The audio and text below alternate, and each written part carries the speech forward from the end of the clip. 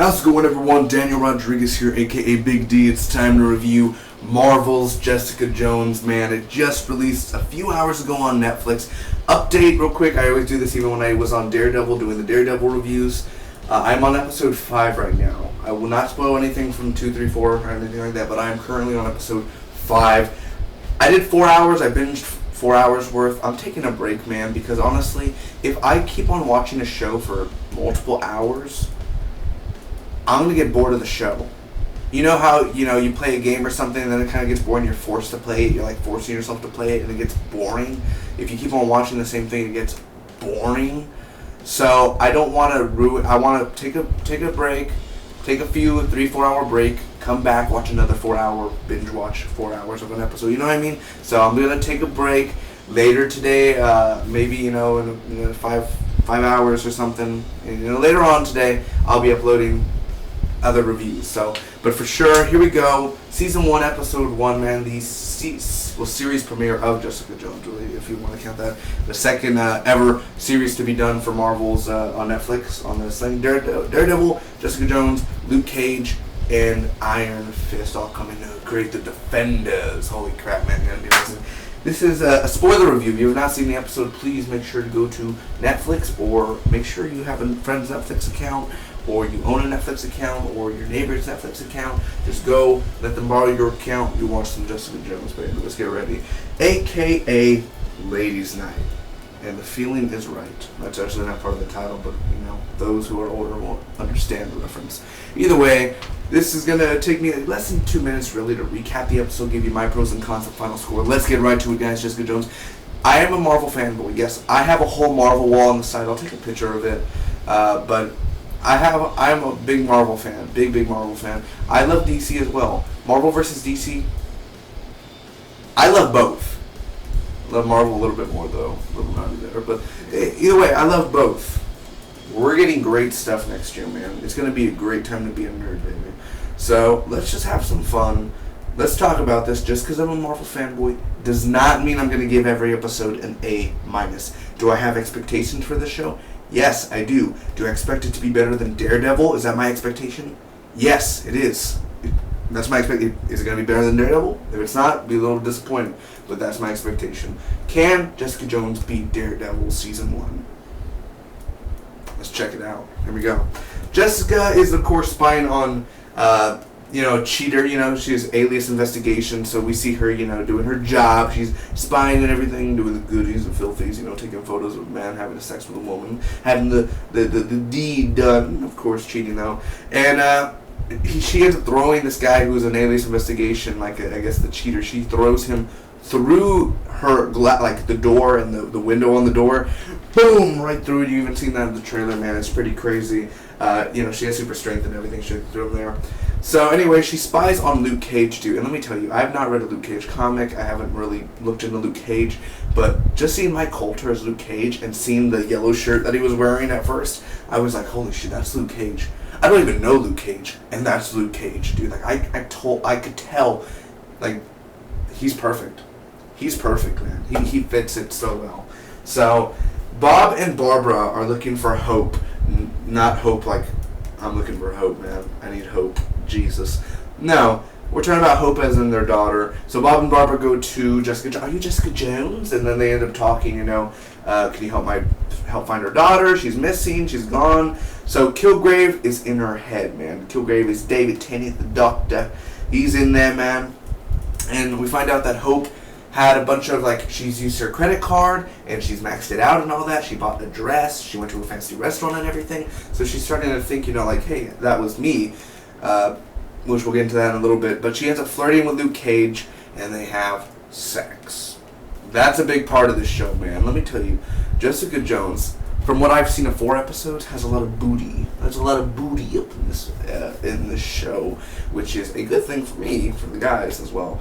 Girls too. Girls love the booty too. But still, it's a great thing. We had a girl's booty. They have many shots of Kristen Ritter's booty. Let me tell you that much. And I keep on watching this show though, so it's really nice, man. It's really nice. I really do enjoy the booty shots because I don't know, I'm bored. So They don't show that a lot. They're not going to show... They did show Scarlett Johansson's butt in the Winter Soldier, remember? It was like that quick shot, and it was like that. Like, you don't get to see much of that, man. So, come on, Marvel. Give us a little some. Anyway, that's going on. She first Luke Cage, sex, all that. And I believe they do anal because he did it in the wrong hole, and she's like, I can take it.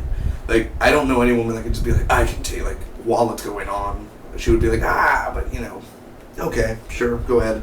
So she serves Spears, who is this, like, gentleman's club owner, and she's like, you've been served. Oh, yeah? Do you want me to melt you with my laser eyes? Laser eyes, moron. She don't have laser eyes, man. She ain't Superman. So I just love how she was like, moron. She walked away and everything. She stopped his car and everything. So she's trying to like go to Hong Kong or something because, Kilgrave's back. She thought Kilgrave was dead a year ago. She saw the death certificate and everything. So she thought he was dead, and now he's resurfaced. And now she's, I gotta run. I can't go near him because he mind controls. So she'll obviously be mind controlled again. She's seen flashes and everything when he's nearby. So...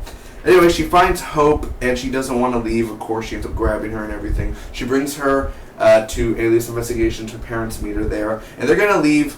And right when the elevator's going, Jessica Jones, she's leaving, so she's saying bye to her office and everything, looking, reminiscing. She turns around. Hope, the elevator closes. She pulls out a gun. She kills her parents. And I love it, man, because it's like you didn't expect her to pull out the gun for one thing. And then Jessica Jones is leaving. She's not gonna even deal with that, man. She's just gonna walk. She's walking out of the hotel, and I love what she says, or the apartment. This is what she says. I think she said, you got two choices. One, keep denying it, or two, do something about it. And at that moment, that was the end of the episode. She went back to go help Hope, and I was like, that's when I knew Jessica Jones. She's a hard person to figure out. She's intense. But yet she has a heart. And she wants to help, but yet she doesn't try to help sometimes. She doesn't show it, but deep down in her heart she wants to help. And she's tried to be a hero before. She's tried the costume and everything, but it's never worked for her.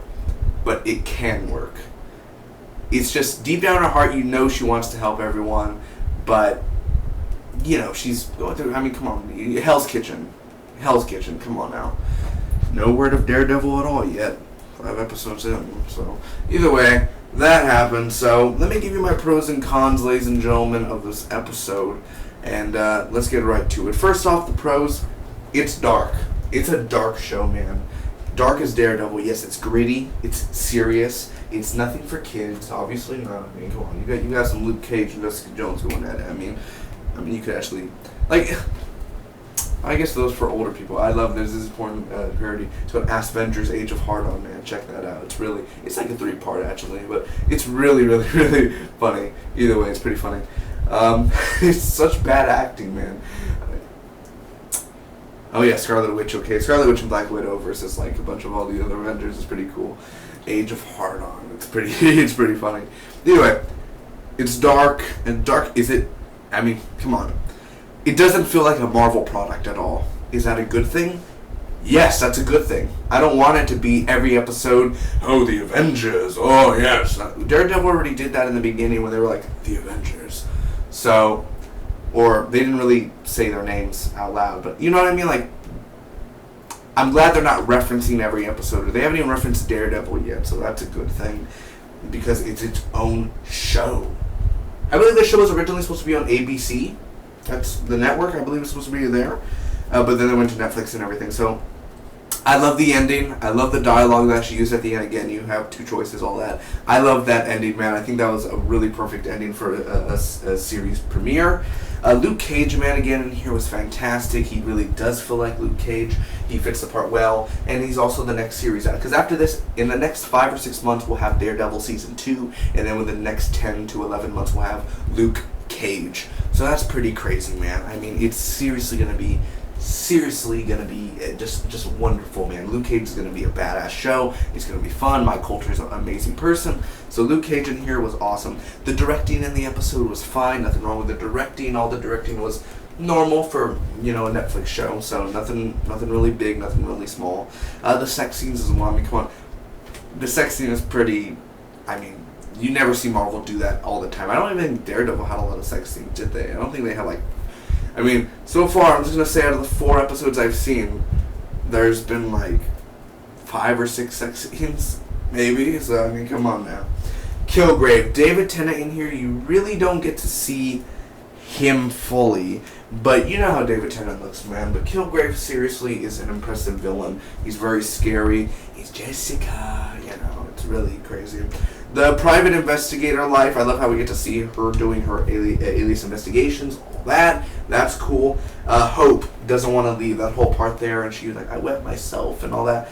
And like, oh, I peed and everything, and she's trying to help him, and she was better in the bed and everything. You know, she doesn't want to leave. She's trying to hold on and everything. I really did enjoy that scene as well. The Trish, there's a girl named Trish Walker in here. I liked her as well. She's doing a talk show host and everything. She was really cool. Jessica as well. Kristen Ritter was fantastic in here. She wasn't the greatest thing. She's not a great actress, but she's a good actress. I mean, she's okay. But she's good in here. She's really good in here. She's fantastic for the character she does for the Jessica Jones role. It's creepy. Kilgrave makes it creepy. And there's a part, oh my god, I totally forgot this. Kilgrave licks her face. Like, Kristen Ritter's just like, Jessica Jones is lying down, and he appears, and he licks her face, and I was like, fucking David Tennant, lucky ass bastard. Licking Kristen Ritter's face. It's not fair, mate. You know how many men want to do that? Seriously, lucky man. Jesus. Licking all the tons of makeup off her and everything. Lucky. Either way, that was pretty crazy. I was like, ew, but oh, at the same time. So is he obsessed where he wants to shushing her? Or is he just obsessed like where he wants to be like a brother? Or I don't understand really what, I'm kidding obviously about the brother part. What do you mean, brother? You dumb? I'm kidding. Either way, that's the pros, man. Now to the cons. There's like 2 or 3 parts in this episode where it's a disoriented camera and it's like, shoo, shoo, shoo, and it's looking, like she's like disoriented like that. I feel like I'm watching a cheap movie at that time. Like, you know, I like the show so far, but the disoriented camera, I feel like I'm watching something that a 20-year-old made. Something not a professional. I felt like a first-time director. Like, oh, disoriented. I feel like, why? Why do you have to show that? I mean, that kind of feels like it's cheapish. Like, not cheap. It's hard to explain, but if you get where I'm coming from, it didn't feel like, wow, this is Marvel. This is Netflix. Are you really doing, like, yeah, she's disoriented, but are you really doing, like, the slow image. Like, it doesn't bother me much. I'm just saying, like, that part I was like pet peeve. I don't like when they do that. Anything does that. They don't show. Oh, I'm sorry. No, that. A few scenes were dry. A few scenes were dry in this episode, because like the Hogarth, the whole cheating and the love triangle. Like, she's cheating on her wife and everything. That whole stuff there wasn't really interesting to me. I don't hate the Hogarth character, Jerry Hogarth. I don't hate her character, but just that whole thing with, they don't really explain the whole girlfriend secretary thing. They don't really, even up to episode 4, they really explain it. You know what I mean? Like, give me something to grab onto. What are we doing here, man? The dry scenes. There's like 3 or 4 dry scenes in this episode, man, where it's not as interesting. It doesn't have no sauce. It doesn't have no taste. It doesn't have no pepperoni up in there. You know, we need some the bite on. Give me some juice. Let the juice fall out, man. I need some juice. It's dry. Give me a few juice up in here, man. So overall, I'm gonna end up giving this episode of Jessica Jones, season 1, episode 1, aka Ladies' Night, a B+. It's a good episode, man. It's really good premiere. It's not a great premiere. That's my personal opinion. You could think it's great, and I could see why you guys think it's great. I know why people say it's great. It's fun. It's very entertaining. But the second episode's way more better. Let me just give you a hint there. The second episode's way more better. But it's a really good premiere. Really good. I'm very glad that they really make Jessica Jones fun. I got my friend into Daredevil. I got a few of my friends into Daredevil. And now they're gonna go watch Jessica Jones. I hope they enjoy it, man. I hope they have a fun time. I hope you guys have a fun time. Enjoy it. Some are disappointed by it. I've seen a few people disappointed. Some are actually liking it. You know, it's only been out for a few hours, but some are like, nah, same for me. Some are actually loving it, and I'm glad that this is even happening. So it's a really good premiere. Comment down below. Let me know what did you guys think about Jessica Jones. What did you think about the premiere? Your pros, your cons, what you hate, what you love. Give me all them thoughts down below. Remember, over the next 48 hours, I will be uploading all 13 episode of reviews-wise for this Jessica Jones. So thanks again. Hopefully you guys you could join me on this binge adventure. Hit that subscribe button. Hit the like button. Subscribe if you guys feel like it. If you don't, wait for the second review. You won't regret it. I like to repeat myself a lot. Have fun, guys. Happy Thanksgiving. It's in 1 week, man. It's this whole week. Enjoy your break off from schools and everything. Let's have ourselves a good Thanksgiving week.